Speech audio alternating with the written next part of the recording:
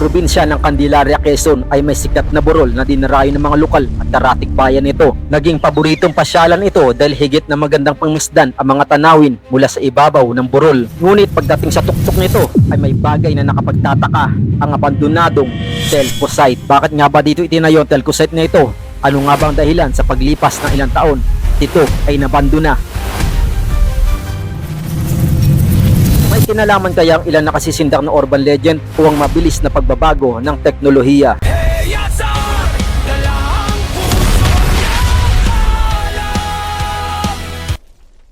Ang Mount Mayabobo, isang sikat na cinder cone hill na may taas na 300 meters above sea level sa Candelaria, Quezon. Pero ano nga bang tinatawag na cinder cone? Ang cinder cone o cinder cone volcano ay isang maliit at matarik na burol na gawa sa abo at mga pato na ibinuga ng isang bulkan. Pero kung ang Mount Mayabobo ay nagmula nga sa bulkan, saang bulkan nagmula ito? Ang Mount Banahaw na pinakamataas na bundok sa Calabarzon ay isang aktibong bulkan na may straight line distance mula sa bunganga nito papuntang tuktok ng Mount Mayabobo ay halos nasa 6.1 miles at dito nagmula ang Mount Mayabobo, ngunit hindi sa pamamagitan ng pagsabog mula sa bunganga ng Mount Banahaw. Ang Mount Mayabobo ay nanggaling o nabuo sa pamamagitan ng prosesong geological, tinatawag na plank eruption o pagputok sa gilid o sa paanan nito. Dito persang lumabas ang gas, abo at mga tipak ng lava hanggang sa mabuo ang isang burol na tinatawag ngayon na Mount Mayabobo. At sa tuktok nito, matatagpuan ang isang abandonadong telco site. Upang mapuntahan at mag-explore sa abandoned telco site sa Mount Mayabobo, bumiyahe kami mula Magdalena, Laguna papunta sa probinsya ng Candelaria, Quezon. Habang tinatahak namin ang daan sakay ng motor patungo sa barangay Mayabobo, ilang kalye ang madadaan ng malubak, ilan na rin namang sementado na. Halos may 2 oras ang aming biyahe bago marating ang barangay Mayabobo. Pagkatapos natin dito sa location na to, diretso tayo dito sa iskinita na to. Pagkatapos natin pasukin yung iskinita na tinuro ko kanina, ito na yung mga dadaanan natin. Ito halos rough road na. 11:30 narating namin itong barangay Mayabobo. At ngayon mula dito, ito yung dadaanan namin paakyat sa bundok kung nasaan nandoon yung abandoned telecommunication. 11:42 sinimulan na natin akyatin itong Mount Mayabobo. Mula doon sa pinagparadaan natin ng motor, ganito yung kalsadang paglalakaran natin. So malapit lang daw to akitin, sabi ng isa sa nakausap namin na lokal dito. Ito yung first time kong mag-hike akong naka-maong, hindi ako nakasuot ng trekking pants. So mukhang old school yung datingan natin ngayon sa hike. Hindi ko alam na ganito pala yung naging experience natin dito. Halos mga 10 minutes mula dun sa pinagparkingan namin ng motor. Ito na yung trail, isang forest trail. Maraming mga puno, kaya hindi masyado mainit. Nakakahingal pa rin. Dahil halos yung inclination ng trail dito estimated nasa 45 degrees. Kanina pagdating namin dito, ang balak namin sana na ipilit na iakyat hanggang doon sa taas yung dala namin mga motor. Pero yun, makikita na natin dito na tama lang yung desisyon namin na iwan lang doon sa baba yung motor dahil makikita natin yung tirik at yung rough road na pagdadaanan natin talagang hindi kakayanin ng motor. Ngayon mula dito sa pinaglalakaran natin, ilang hakbang lang may nakikita tayong sementadong kalye pero napakatirik ng daan ito. Hindi natin alam kung bakit hindi ito natapos, itong paggawa ng sementadong kalsada. Siguro dahil nahinto na rin yung operation ng telecommunication doon sa ibabaw, kaya yun ang dahilan kung bakit hindi na rin natapos yung paggawa ng sementadong daan dito. Mula doon mga halos 3 minuto na akyatan, hindi na sementado itong kalsada. At taas meron doon makikita tayong pahingahan, parang waiting shed. Pahinga muna tayo doon.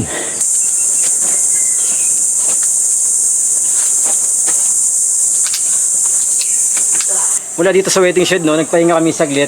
Nakita natin mula dito yung cross, yung may tatlong cross, no.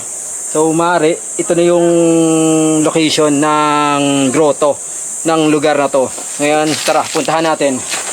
Bago makarating dito sa Station of the Cross, paahon yung trail, pero kayang-kaya to kahit mga beginners na hikers, dahil tuwing mahal na araw pinupuntahan din yung lugar na to. Yun, nakikita natin yung mga kasama natin, nagpa-picture na sila doon sa Station of the Cross. Mula dito sa Station of the Cross makikita natin yung mga city part pa rin ng Quezon, no? Mula doon hanggang dito at yung mga iba pang bahagi ng mga kabundukan. Yan, meron din ditong mga naglalagay ng kandila. Yan, tuwing mahal na araw, inakyat nila to. Dahil ang Mount Banahaw ay kilalang banal na bundok, inuring na rin na bahagi ng diwa ng espiritualidad ang Mount Mayabobo na nasa paanan nito. Ito rin ay upang magkaroon ng mas madaling mapuntahan ng mga lokal na taga Candelaria at Karatig Bayan kapag mahal na araw. Kaya itinayo ang tatlong cross na ito bilang huling hantungan o ang pang-14 na istasyon. Ang oras natin ngayon, 1:00 ng tanghali.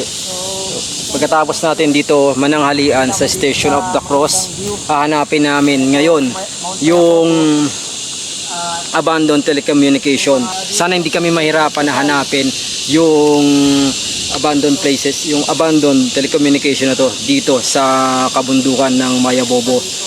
Dahil nagpalipad tayo ng drone, mukhang masukal ang lugar na to, at yung abandoned structure na yon medyo malayo pa sa kinatatayuan namin ngayon. So sana hindi kami abutin ng dilim, madali lang namin itong makita. Pagbaba dyan, diretso. Ayun o. Ang trail na yan. Ayun o. Pamali. So hindi dito, hindi dito. Dito. Dito. Oh. Sigurado na yan, ha. Majority. Gina. Sige, go. Kayo. Majority. Itong waiting shed, mula dito, yung direction namin, pakanan, paahon. Dahil yun yung nakikita namin dun sa Google Map.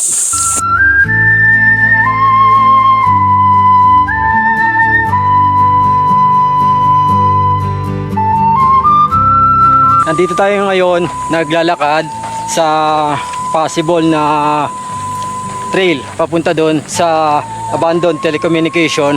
At dito sa kaliwa natin, makikita natin yung kabundukan ng Mount Banahaw. Napakagandang tingnan habang naglalakad ka dito kahit napakainit ng sikat ng araw.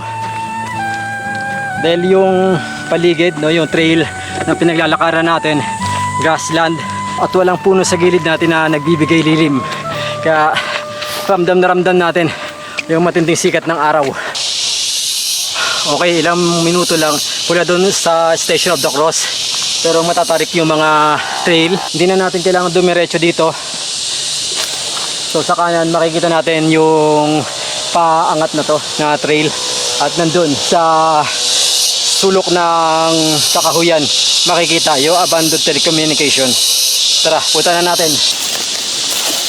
Ang akala ko mahirapan kami hanapin ng abandoned telco site dahil halos nagkukumpulan ng mga dahon ng punong kahoy mula sa kuha ng drone sa itaas. Pero pagdating sa tuktok ng bundok, hindi gaano masukal at halos maliliit lang ang mga punong kahoy na karamihan ay mga talisay. Mula doon sa pag-akyat, no, so makikita na natin itong wall ng telecommunication, at dito sa bandang kaliwa makikita na natin na bukas yung gate. Mayroong steel gate. Ito yung gate ng abandoned telecommunication na pinasok natin kanina saglit lang sa bandang Bukana. Mula dito sa kinatatayuan ko sa likod, makikita na natin yung Mount Banahaw. Ito ang pinakamataas na bundok dito sa probinsya ng Quezon. Ngayon, explore naman natin itong gilid mula dito sa kaliwang side. Bago ko pasukin ang loob ng wall ng telco, inuna kong mag-explore sa labas nito. Nagbabaka sakaling may makitang ibang tao o nangangalaga dito. Mukhang wala na rin caretaker sa loob. Dahil sinubukan naming magtumawag. Baka merong ang tao dyan, magpapaalam sana para mag-explore dito sa loob. Pero wala kami nakita. Mula dito sa pinakadulo ng pader, mula doon sa pinanggalingan ko, halos estimated mga nasa 56 feet, no, yung haba. So pagkatapos dyan, dito naman tayo. Habang na-explore natin itong left side ng wall, may nakita pa tayong structure na ilang feet lang yung layo mula dito sa pinakadulong pader. Ayun. Mamaya pagkatapos natin na-explore itong palibot na to, subukan natin puntahan yon. Yan, hanggang dito buong buo pa rin yung mga bag wire, walang nasisira. So dito mukhang kailangan na natin mag-ingat, baka may ahas. Habang ginagalugad ko ang kasulukan ng lugar, lumalayo na rin ako sa aking mga kasama. At dito nakakatakot ang katahimikan at kasabay ang kakaibang kaba na aking naramdaman. Mukhang may nararamdaman akong kaba, hindi ko alam, parang mas kailangan natin baka kasi may nakatira pa dito sa kabilang building. Magpapaalam tayo. Parang kinabahan ako kasi sulok lang ng bundok to. Tao po! Tao po! Okay, sinusubukan natin tawagin kung baka may caretaker na nandito sa kabilang building, kasi mukhang dito wala talaga. Kasi baka mamaya mabigla sila na may ibang taong umakyat dito at magkaroon ng yun, hindi natin inaasahan. Kaya sa mga gito exploration, first na gawin natin, alamin natin kung mayroong caretaker o ibang tao dito sa mga abandoned places. At mahalaga magpaalam tayo sa mga gagawin nating exploration, sa mga content. Habang inaalam ko kung may nangangalaga sa lugar na to, biglang naalala ko ang urban legend tungkol sa phantom na tagabantay o ang anino na pag-alagala. Bago naging pasyalan ng tuktok, may mga kwento ang mga naunang technician at mga lokal na residente tungkol sa isang sikyo na tagabantay na hindi umaalis sa site. Sinasabi may mga nakakita ng anino ng isang lalaki may dalang bisabog o flashlight na naglalakad sa paligid ng generator house o bunker kapag gabi. Ayon sa kwento, noong aktibo pang site, may gwardiya umanong namatay rito dahil sa aksidente o atake sa puso habang nagbabantay na mag-isa. Ang kanyang spirito di umano ay patuloy pa rin nagpapatrolya sa inabandonang pasilidad upang bantayan ang tore. Sa kabila na nakakatakot na kwento na aking naalala, nagpatuloy pa rin ako sa paglilibot sa paligid ng telco site. Dito pa rin tayo sa likuran ng abandoned telecommunication, risk lang sa mga ganitong lugar. Yung mga ahas, lalo na yung mga ganito, may mga tuyong dahon, baka hindi natin mapansin na may ahas dito sa paligid o kaya dito sa mga taas ng mga puno. So habang in-explore natin itong likuran ng structure na to, may nakita tayo ditong butas na pader sa halos na sa bandang gitna na. Maring binutasan nito nung sarado pa yung gate na nandun. Tapos kung libutin ang likurang bahagi ng labas ng pader, diniretso ko na ang kanang bahagi hanggang makabalik sa harapan kung nasaan nandun ang steel gate. Ngayon, oras na para makita ang mga napag-iwanang bakas ng abandonadong telco site sa loob ng 4 na sulok ng pader. Kahit mataas pang sikat ng araw, may mga parte ng lugar ang medyo nakasisindak pagmasdan. Siguro dahil na rin sa mga sira-sira at hindi na pangalagaang naiwang istruktura na nababalot ng masukal na kakahuyan at halamang gubat na pumapalibot dito. May mga ilang uri pa ng halaman at puno ang nakatanim dito na inilalahok sa ating pagkain gaya ng sili, malunggay, papaya at kalamansi. Tanda na itinanim ito ng mga nag-stay in sa telco site noong araw. Bago natin na-explore itong area, nag-prepare tayo ng flashlight dahil meron dito mga area, mga rooms na mukhang madilim na. At isa pa, baka mamaya may mga ahas sa paligid dahil makikita natin yung lugar masukal at bihirang puntahan ng tao. Siguro may mga pumupunta lang dito, mga mangilan-ngilan or tuwing mga Holy Week para pasyalan itong lugar. So meron din ditong sinasabing may mga bahay ng mga putakte. So dapat maging maingat din tayo sa pagpasok, maging mapagmasid.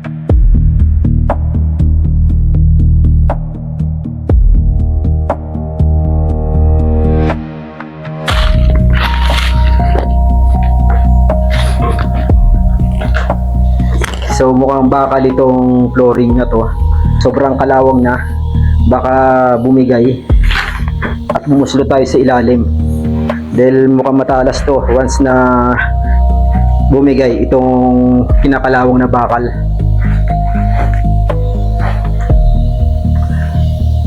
So yung lugar na to, hindi ko alam kung anong purpose nito. Napakalit lang naman siya. Halos mga 10 square meter. Mukhang opisina. Nakakala ko kanina na CR. Tapos sa likod ko, mukhang creepy tignan. Nag-iisang bash ito sa sulok. Ah, yun yung CR. Kala ko ito. Kala ko itong lugar. Pasukin natin itong CR.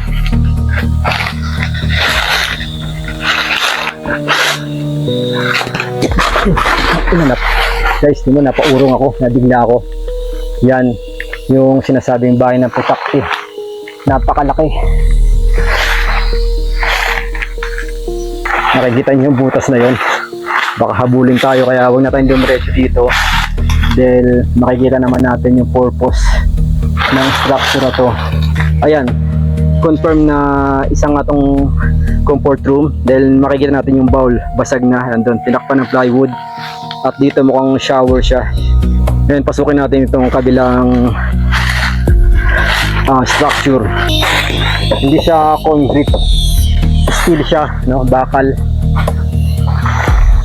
Plain sheet yung materyales. Ang pasilidad na ito ay higit na mas malaki kaysa sa una nating pinasok. Ngunit ang mga disenyo, materyales ng mga wall na gawa sa metal cladding ay parehas lang. Maaaring ang pasilidad na ito ay ginamit bilang opisina o kwarto ng mga naging empleyado dito. Isa kinatatayuan natin, ito yung unang pinasok natin na office, at pangalawa itong nasa harapan ko.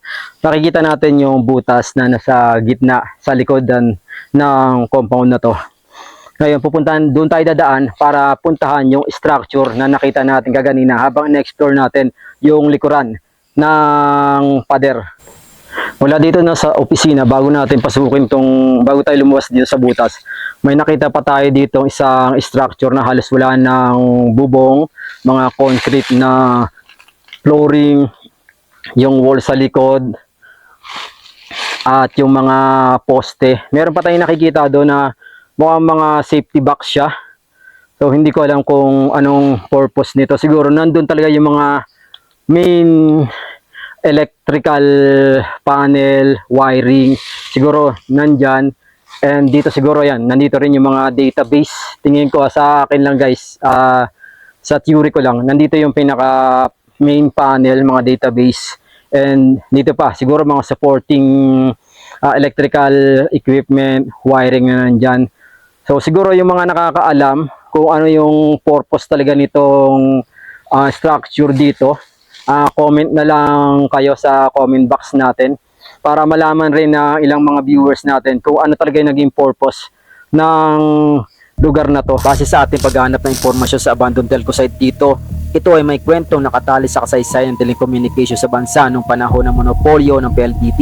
Itinayo ang pasilidad ng Mount Mayabobo noong late 1960s and early 1970s upang ilunsad ng PLDT ang kanilang nationwide toll network. Dahil wala pang fiber optic o satellites para sa mga ordinaryong tawag, gumamit ang bansa ng microwave radio relay station system. Bakit ang Mount Mayabobo ang napiling tayuan ng relay station? Candelaria, Quezon ay estratehikong lokasyon na matatagpuan sa pagitan ng Metro Manila at ng rehiyon ng Bicol. Dahil ang microwave signals ay nangangailangan ng line of sight o ang direktang linya na walang nakaharang na bundok o gusali, at ang Mount Mayabobo ang perpektong pagtatayuan nito. Nagsilbi itong tulay o relay station upang sagapin ang mga signals mula sa Manila, Laguna at ipasa naman patungo sa mga tore sa Bicol at Visayas.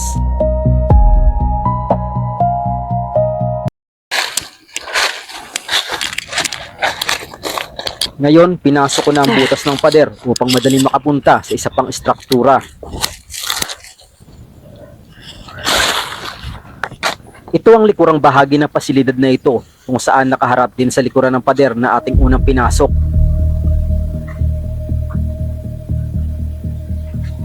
At sa likurang kanang bahagi nito, sinimulan ko ang paggalugad.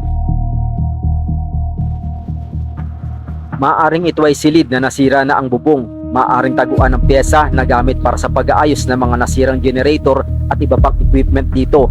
Dahil mula dito ay may daan papasok sa mas malaktang silid. Sa loob nito ay may ilang concrete base, maaaring ito ay pinaglagyan ng generator or electrical panel. Mukhang dito na nakalagay yung mga main panel and electrical equipment. Nandun siguro yung main office, nandito yung mga malalaking mga panel and yung mga electrical equipment. At may mga natitira pang yung mga tubo kung saan pinapasok yung mga wiring. Sa labas pala nito ay mas maaliwalas ang paligid at ang tanawin, mas malawak ang makikita. Kaya bago ko pasukin ang kasunod na silid, pinagmasdan ko muna ang nakare-relax na paligid at ang nakamamanghang hulma ng bundok Banahaw.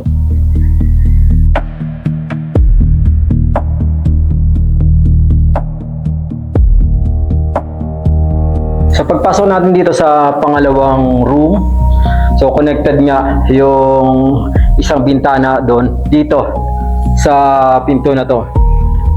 So pagpasok natin sa kanan, ito confirm na CR dahil sa mga itsura pa rin, sa itsura pa lang ng tiles, confirm na ito ay CR.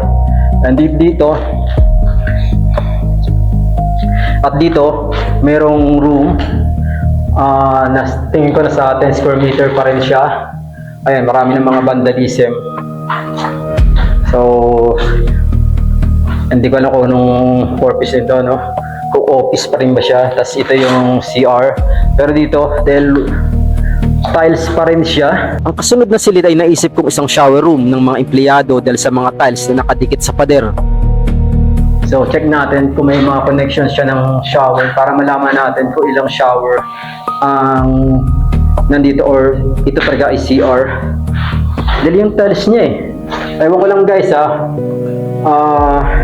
sa mga ibang engineering o civil, mga ganyan, kung anong purpose ng ganitong itsura ng room. Hindi ako eksperto sa mga ganitong civil or interior design, kaya medyo naguluhan ako kung ito nga ay isang shower room dahil may mga mababang electrical outlet at ganun din malapit sa posibleng daluyan ng shower. Sinubukan kong i-research ang ilang detalye sa ganitong istruktura at ito ang tumugma sa silid na aking pinasok. Ito ay ang dating battery rectifier room dahil malayo sa kabiasnan at kailangan siguraduhin na hindi mapuputol ang signal ng komunikasyon kahit magkaroon ng problema ang generator. Kaya napakahalaga ng battery room. Ang kwartong ito ay may 4x4 white tiles sa sahig hanggang 6 feet wall ay ang silid kung saan nakahanay ang daan-daang lead acid batteries. Ang mga asidong usok nito ay nakasisira ng semento at ang mga bateryang ito ay naglalabas ng asido. Kaya nilalagyan ng mga ceramic tiles na hanggang 6 feet ang taas upang hindi masirang semento at madaling linisin ng mga technician. Sa itaas nakakabit ang exhaust upang mabilis na mailabas ang mainit at mapanganib na hydrogen gas na ibinubuga ng baterya paakyat sa ere ng bundok. So next, pasukin pa natin itong loob. Sunod dito ay may dalawa pang silid na halos puno ng vandalismo ang bawat sulok ng dingding. Ngunit wala na akong ideya kung ano ang purpose nito. Halos mapapansin natin yung pinto ng CR and yung next room at saka ito, halos ito yung mga nasira. Mukhang yung pintuan dito kinuha or nilipat nila sa another branch ng company. Ang silid na pinasok ko ay katabi lamang kung saan nakalagay ang mga power generator. Kaya imposible na ito maging isang opisina o tulugan ng mga empleyado dahil sa ingay na maaaring magmula sa kabilang pader. Hindi natin alam kung ano yung purpose ng room na to.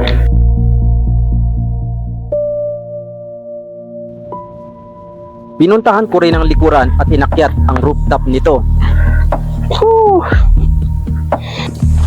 Makikita natin dito yung Mount Banahaw at yung ilang lawak ng probinsya ng Quezon. Dito makikita natin yung lugar na to, medyo maliit lang yung area na to kaysa doon. Ang pagkaabandona ng mga lumang telecommunication sites sa mga kabundukan sa Pilipinas gaya ng sikat na pasyalan na Mount Mayabobo sa Candelaria ay sa mabilis na pagbabago ng teknolohiya. Ang pag-unlad ng modernong satellite technology at ang mas maliit ngunit mas makapangyarihang cellular cell site tulad ng 4G at 5G network sa mga kapatagan ay nag-alis sa pangangailangan para sa napakalalaking relay stations sa mga tuktok ng bundok. Ilan sa mga dahilan pa ay ang high maintenance cost dahil walang linya ng kuryente mula sa mga power distributor sa tuktok. Umaasa mga ito sa mga diesel generator. Ang regular na pag-akyat ng supply ng krudo ay mahirap at magastos. Isa pang dahilan ay ang pagbabago sa modelo ng negosyo o tower sharing. Sa kasalukuyan, ang industriya ay lumipat na sa tinatawag na Independent Tower Companies o ITC o Common Towers. Sa sistemang ito, isang kumpanya na lamang ang nagtatayo ng modernong tore at pinaghahati-hatian o inuupahan ng iba't ibang telco network. Kaya tuluyan nang binitawan ang mga lumang solong site. Sa kasalukuyan, ang inabandonang site na ito, gaya ng sa Mount Mayabobo, ay nagsisilbi na lamang bilang landmark para sa mga hikers, trail runners at mga turista dahil sa magandang overlooking view ng lungsod at kalikasan.